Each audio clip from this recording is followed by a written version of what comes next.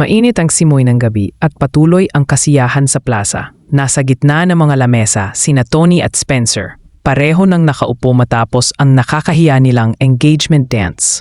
Nasa paligid nila ang mga kaibigan ni Tony na walang tigil sa kantiyawan at ilang opisyal ng bayan na mas lalong nagsaya nang magkita ang dalawang kabataan. Habang kumakain ng adobo si Tony, bigla siyang siniko ni June. Hoy, Tony, kumaway ka naman sa mga tao. Baka isipin nila hindi ka masaya sa fiancé mo. Halos mabilaw kan si Tony sa sinabi nito. Fiancé? June, gusto mo bang palunukin ko ng buto ng manok tong bunganga mo? Tumawa lang ang tropa at sabay-sabay sumigaw. Cheers to the couple. Napailing si Spencer at bahagyang napangiti. You have very supportive friends. Supportive sa asar, oo.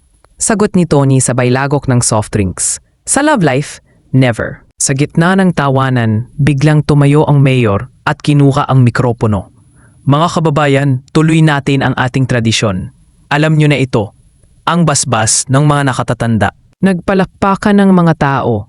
Lumapit ang ilang matatandang konsehal at opisyal ng barangay, bitbit ang makapal na aklat na tinatawag nilang marriage ledger. Tradisyon na tuwing pista, may binabasbasang magkasintahan para swertehin ang buong bayan. Sigaw ng mayor.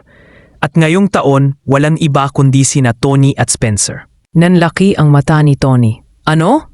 Mungisi ang mayor at inabot ang pluma sa kanila.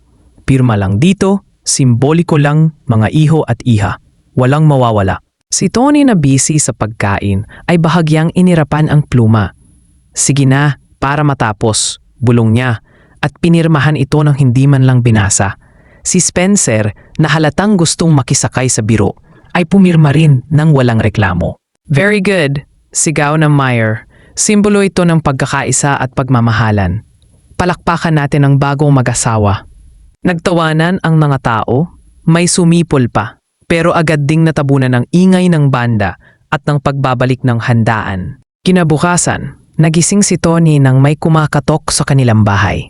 Binuksan niya ang pinto at bumungad ang kapitan, ang kanyang lolo, hawak ang diaryo ng bayan. Apo, sabi nito na tila nagpipigil na matawa. Magandang umaga, Mrs. Alonzo. Napatitig si Tony sa kanila at hindi agad naintindihan ang sinabi.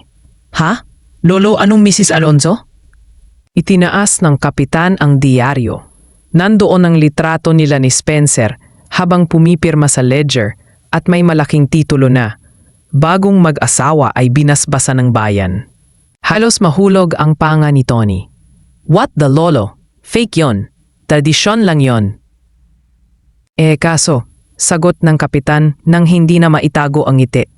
Ayon sa batas ng probinsya, kapag napirmahan at nabasbasan, valid yan. Seremonyal, oo, pero legal. Napamulagat si Tony sa narinig. Legal? Lolo, hindi ako pumayag. Hindi ko siya pinakasalan. Saktong dumating si Spencer at ngumiti ito ng mapang-asar. Good morning, Mrs. Alonzo. Napalingon si Tony rito at halos mapaso ang tenga sa inis. Don't you dare call me that. Ngumiti si Spencer. Sorry, pero mukhang official na tayo.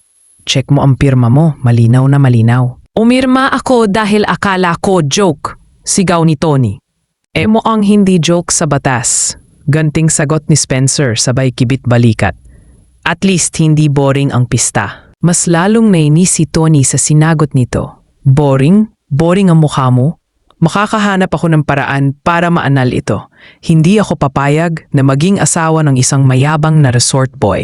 Pero bago pa siya makasagot ulit, dumating si June at ang iba pang tropa at sabay-sabay pang kumaway sa kanila. Good morning, Mrs. Alonzo.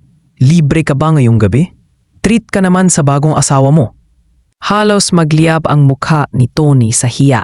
June, kapag hindi ka tumigil, ipapain ko sa kabayo si...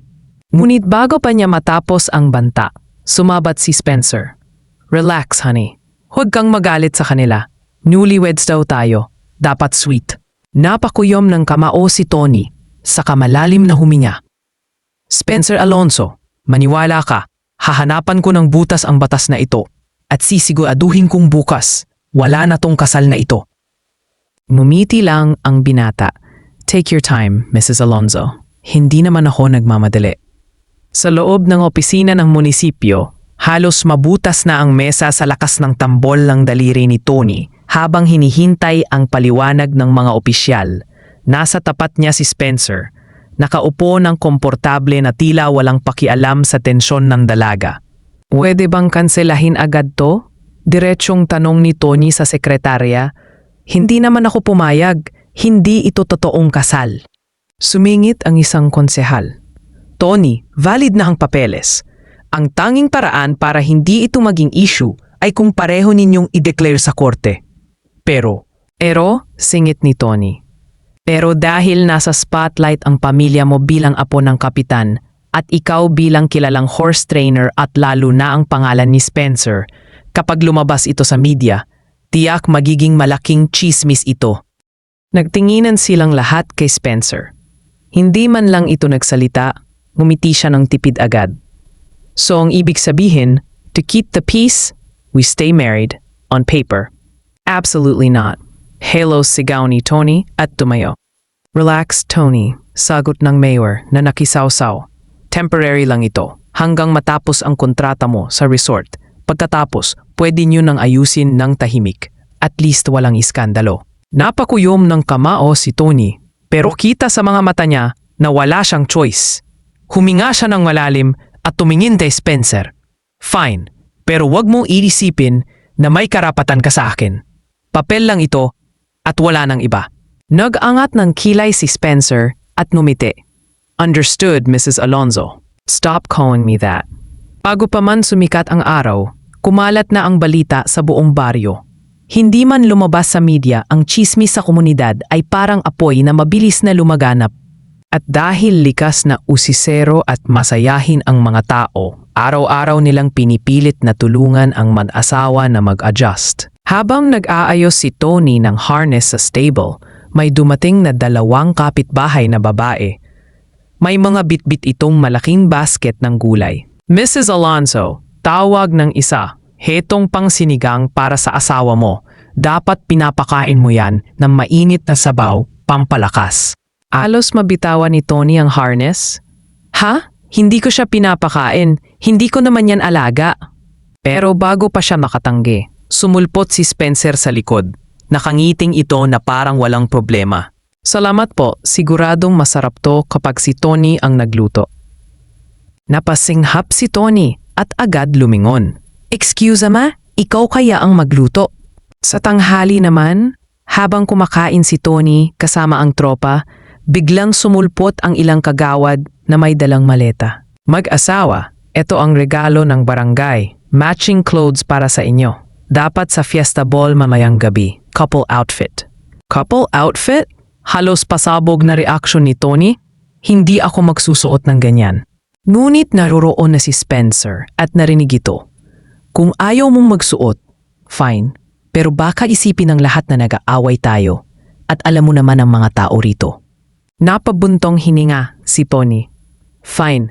Pero kung may magpicture at may lumabas sa pahayagan, isusumpa kita. Kinagabihan, sa fiesta ball, nakasuot si Tony ng simpleng bestida na ipinasadya ng mga kapitbahay.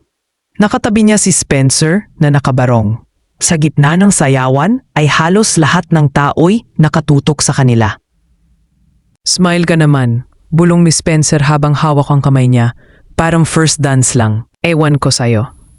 Ngumiti ka mag-isa. Sungit hirit pa nito. Hindi napigilan ni Tony ang mapangiti kahit konti pero agad din niya itong itinago sa pamamagitan ng pag-irap.